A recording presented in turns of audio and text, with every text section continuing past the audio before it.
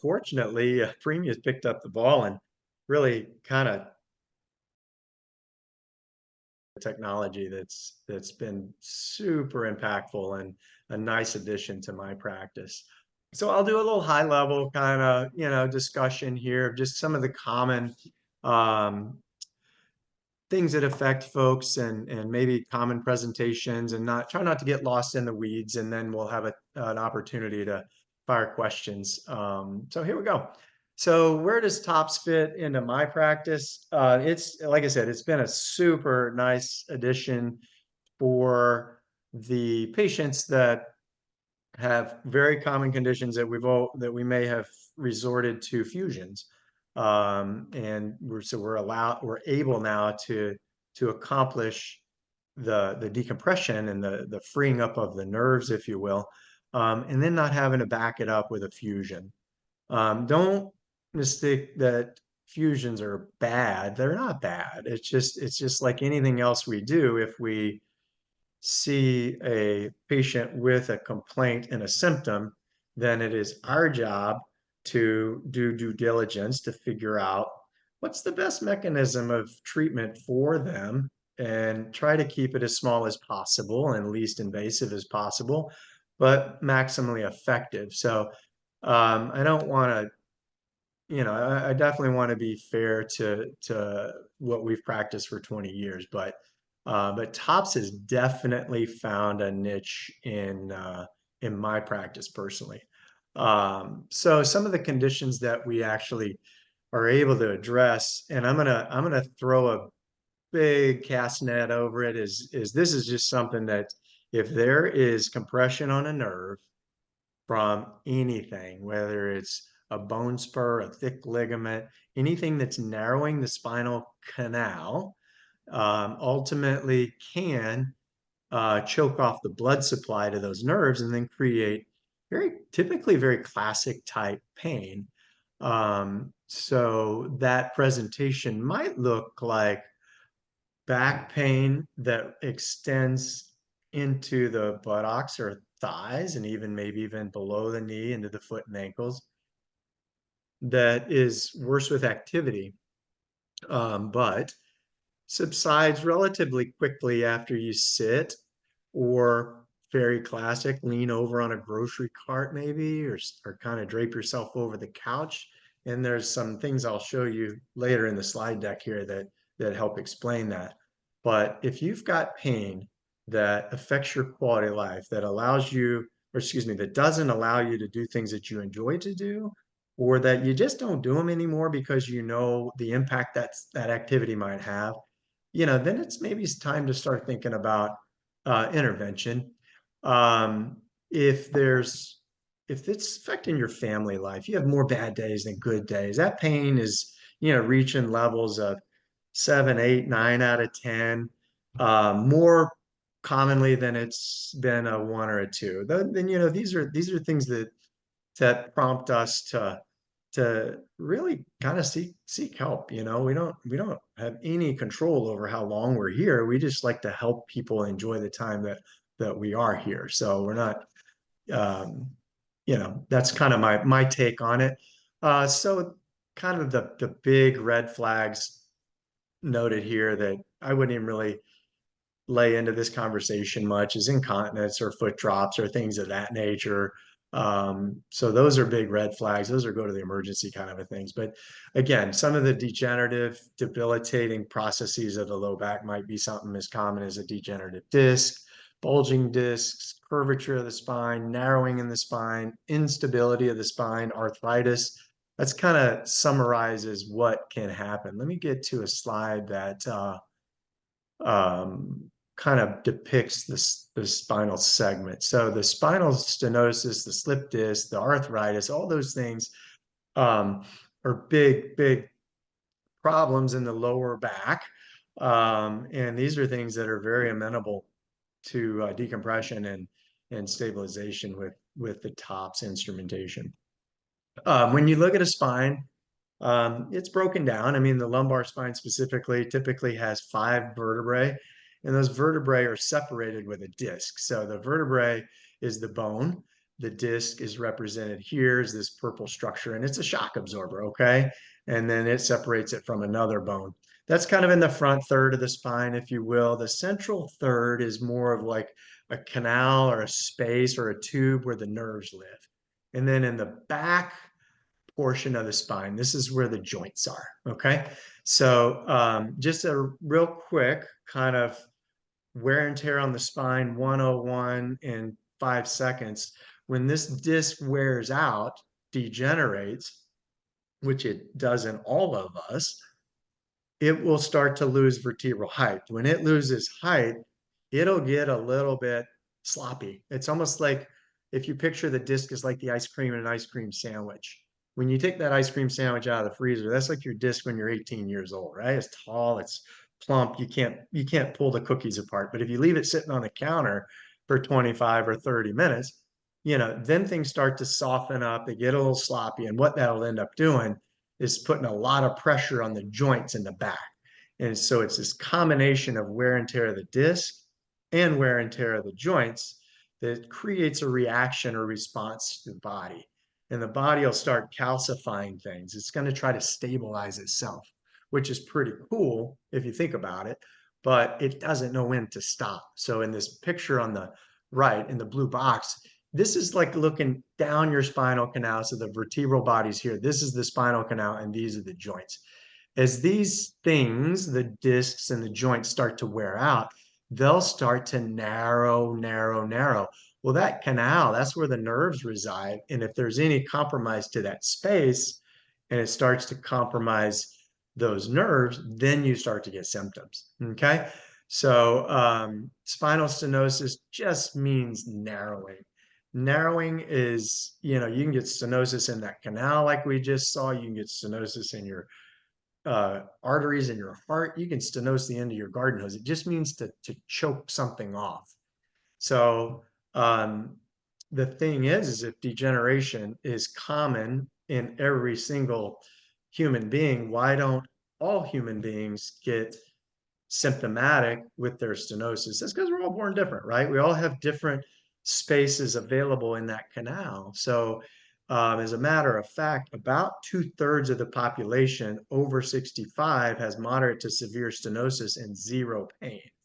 So it kind of trips that trigger when people are like, I hear that my colleagues are like, oh, well, send your MRI over and I'll tell you if you need surgery. And I'm like, no, no, no, no, no. Send the patient over, let me talk to them. Then I'll confirm with your MRI that you may or may not need surgery. So we can all have stenosis and we may or may not have symptoms, but it's when that stenosis gets bad enough and it's choking off the nerves, creating your symptoms and affecting your quality of life, that's when it becomes pertinent. Other conditions that might affect the spine that are very, very common is something fancy called spondylolisthesis. And again, ice cream sandwich analogy where that disc softens up and the vertebrae, the cookie slides off of the other one, and it'll narrow these spaces where the nerves are. Again, just another entity that affects a disc and joints that can cause narrowing of the spinal canal. Moving to the next one, the joints, we call them facets, and when they get inflamed, you end up with facet arthritis. So you can look at basically what you're looking here. This is kind of the back visual of a spine.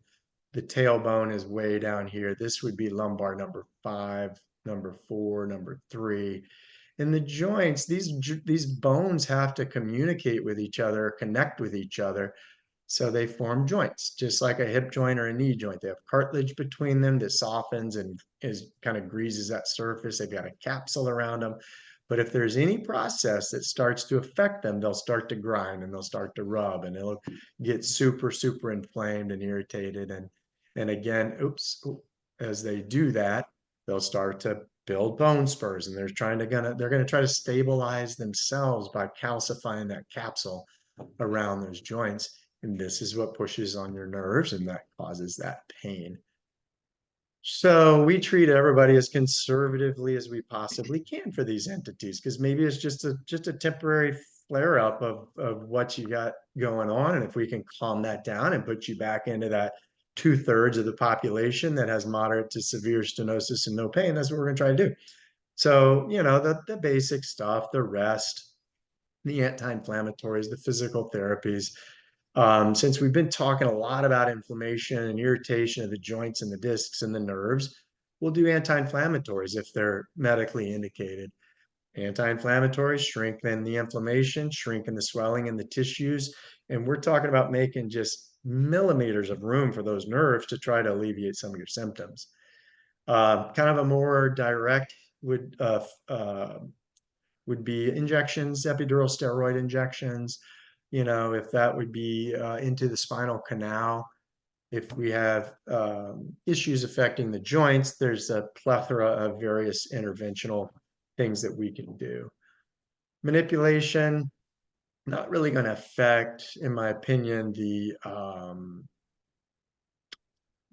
process of stenosis, but I would, if it were me, I would try anything and use surgery as a last resort. And other kind of outside the box modalities, I would tell you, the less orthodox things like acupuncture and manipulation and stuff like that. But surgery should always be your last resort regardless. So the key is if you picked up on it, it's making room for nerves to alleviate symptoms. And if your spine is unstable, you need to stabilize it. So the gold standard almost, to date is a fusion. And they're successful probably 85-87% of the time, in most hands. There's definitely some literature that supports it. But again, if you can take a structure and preserve the motion and alleviate a symptom, then naturally the segments, the discs or joints above and below aren't going to have to work as hard moving forward, and thus you're kind of reducing the chances that they may fail. Now, I mean, the cartilage in the joints and the discs are all, from a genetic standpoint, they're made up of exactly the same stuff as that the level that's failed is. So there's a chance they can degenerate, but we don't, we got to live for the now. We got to treat for the now. So, but if you can mitigate some of those adjacent level diseases, then it's definitely a win-win for you, for the patients, for sure. We kind of talked about just cleaning everything up, making sure, I mean, that the crux of the whole procedure is getting the pressure off the nerves. And that's what sets you up for success as the patient. That's what sets us up for success as your surgeon, is just when you're happy, everybody's happy. So that's what matters.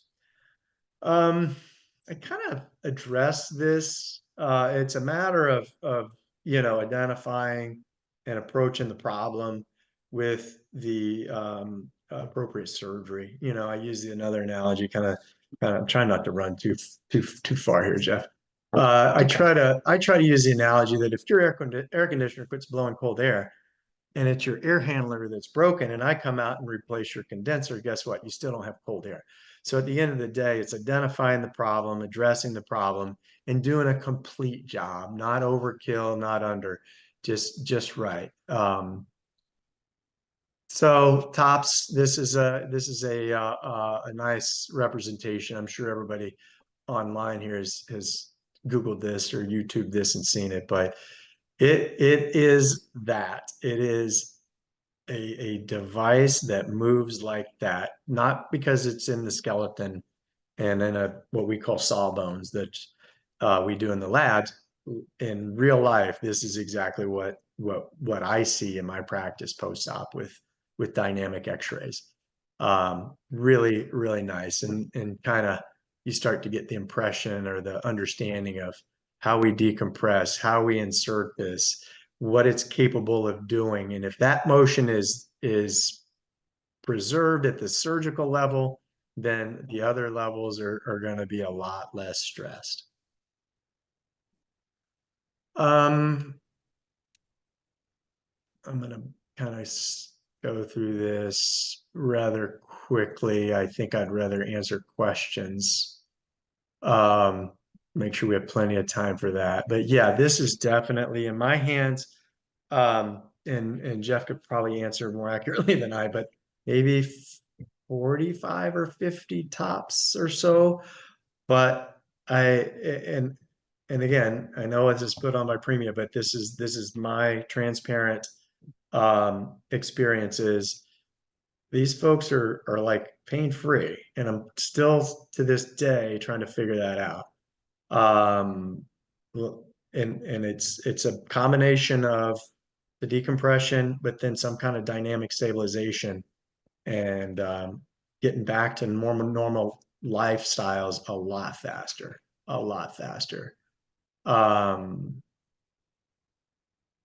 so I think I'll get some of the specifics here. You kind of understand, like, if somebody's got stenosis and I got a fuse, I want to avoid fusion, period. Tops. If I've got instability and I can decompress and tops gives enough stability and I don't have to fuse them, tops. I got to make sure that the disc is tall enough because we're gonna need that space, because if the tops is moving, we don't want that disc grinding bone on bone, because that's a pain generator and we want to avoid that. More back than leg pain, tops all day. I mean, that's just pretty much across the board. 40 to 70. You know what? I live in West Coast of Florida. We call it it's full of active and greater than 80-year-olds. So I don't really look at number.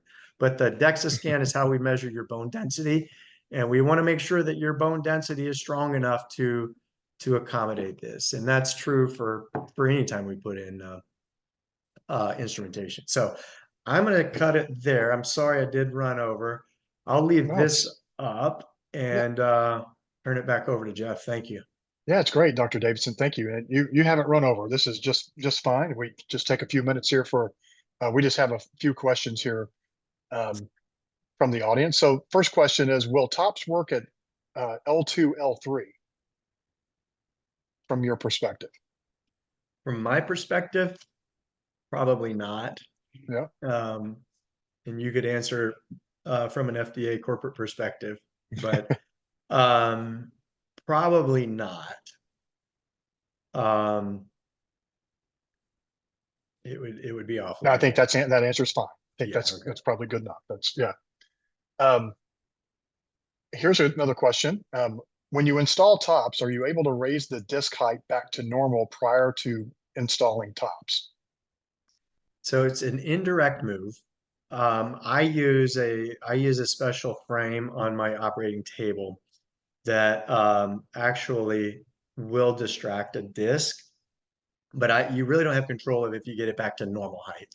But definitely our starting point, we want to make sure that we have a decent starting point to work with. My deformities, the spondies and stuff, we've definitely had good success at reducing most of those greater than 90%. I would say reducing all of them greater than 90%. Most of those are almost back to anatomic alignment.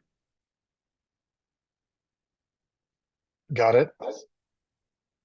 Quickly, there's just one question. You mentioned DEXA scan. Can you explain that a little bit more? Someone has asked what that means. Sure. So anybody that has either osteoporotic or osteopenic, so basically means you don't have abnormal bone. It just means you don't have enough bone.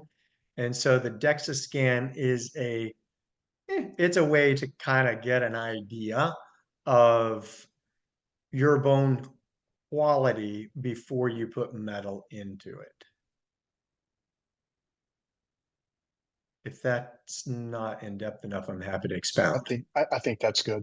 Okay. I think that should work. Um, how about is does top work? Will TOPS work adjacent to a previous fusion? Yes, absolutely. And I even have some experience. Gosh, that did not sound very humble. Sorry, but I've even hit a situation where I had instability at L5S1 and L4-5. Well, since we can't do it at L5S1, I ended up doing a fusion at L5S1 since it's the base motion segment and then stacking the tops on it at the same time. So we can get creative with it, for sure. How about for if you have a facet cyst, would TOPS work in a situation if you have a facet cyst? Absolutely. And I'll just, if I could, I would just expound. The cyst is there for a reason. The body made more joint fluid, excessive amounts of joint fluid, because of most likely you have some kind of instability. Which again, if you go in and resect the cyst, you have to resect part of the joint. If you resect part of the joint, you're going to be most likely taking away some of the stability. So absolutely, that would be a great case. I've got a couple of questions in here that are similar, but it's basically referencing, can TOPS be installed at more than one level? I have never done it. That's a good answer. I don't, I no. Well, and it hasn't been studied, right? So it's not indicated for more than one level, and it hasn't been studied for that. But that doesn't mean that it hasn't been done or it can't be done. But that's up to the judgment of the surgeon. But that's once again, it hasn't been studied by the company and has not been approved by FDA to be utilized in that fashion. Correct, correct. So it's again, I would, again, there's other ways to get to, you know, a hybrid, or if you will, a hybrid construct where you could fuse one and then put the top on top of it for sure. I Yeah, mean, you know, the thing is that you just have to sit with a patient, gather the information of what's affecting quality of life, marry it with the images, and say, all right, what can I do? I mean, I had a gal the other relatively recently, just earlier this summer. She had had a L3-4 fusion done, and her L4-5 looked perfectly normal, and she developed a slip at L5S1. And I was like, this makes no sense from a biomechanical standpoint, but I was like, you know, you need a fusion at L5S1. You already have a fusion at L3-4. It would be unwise to leave L4-5 as is. So I basically put a TOPS in between two fusions, you know, with the pretenses. I'm like, I want to save this young lady's motion the best I can. yeah. So, you know, again, yeah, I mean, was that studied by the company, or is that FDA? I don't know. I mean, I would say no, it wasn't studied by the company, but at the end of the day, it makes sense. And we're just trying to prolong the length of that intervening disc between two fusions. So Yeah. I'll let you know. Um, Another question. I've had previous laminectomies at L4, L5. Can TOPS be used at that level for me? So Absolutely. I'm assuming just laminectomies, no fusion. Right. Yeah, Yeah, we can't undo a fusion to put in TOPS. I have been asked that. But yeah, to your point, if it's a laminectomy, absolutely, because the discs in the facets will continue to degenerate. So part of the technique of putting in TOPS is taking those facet joints, basically just taking them completely, disassembling them and taking them out, and using the TOPS device as the mode of motion, if you will. So absolutely, we can do revision laminectomies and put in TOPS. Here's a question that I'm sure a lot of people are interested in. It's about just is it covered by Medicare? Is the question. Um, I mean, yeah, we have, it's obviously a newer technology, and when you have newer technologies, then there's obviously a little more hoops that we have to jump through as providers. But yeah, I have had no issues with that with that question at all. yeah, so it's yeah, it is approved by Medicare. In Right. fact, for Medicare patients, typically should be a pretty smooth process.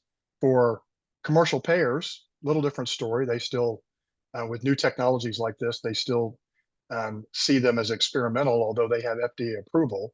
And so for those of you out there that have a commercial payer like a Blue Cross Blue Shield or a Humana or an Aetna or an Anthem, you may have to go through a little bit of a process with your insurance company in conjunction with your doctor to get it approved. Right. So sometimes they deny it up front, but then with an appeal or with some type of external review, those get overturned and we get them approved. And we see that a lot. I don't know if that's your experience, Dr. Davidson, but we Yeah, see that quite a bit. yeah, it actually is. I kind of I ran that answer with Medicare and commercial payers. I kind of ran those two together, sorry. But yeah, we tend to get them through. I haven't had one that has ultimately been, convert or changed to a fusion because we didn't get authorization. Yeah. I think we have time for maybe a couple of more questions. Well, I think we've answered. I'm sorry. I'm reading through the questions. Some of them are a little asking the same thing, just in a different way. So I don't want to waste people's time. How about how long does the operation normally take? How about that? I mean, we've got it dialed into about 2 hours. About Okay. 2 hours. Interestingly enough, I mean, i- it can be construed as a technically demanding procedure, and that's just because of the precision required to get everything balanced, because it is moving, right? With fusions, you put screws in and you lock them up, and you don't care about really if they're a millimeter or 5 millimeters off. But yeah, definitely we're pretty much dialed into an hour and a half to 2 hours. That's great.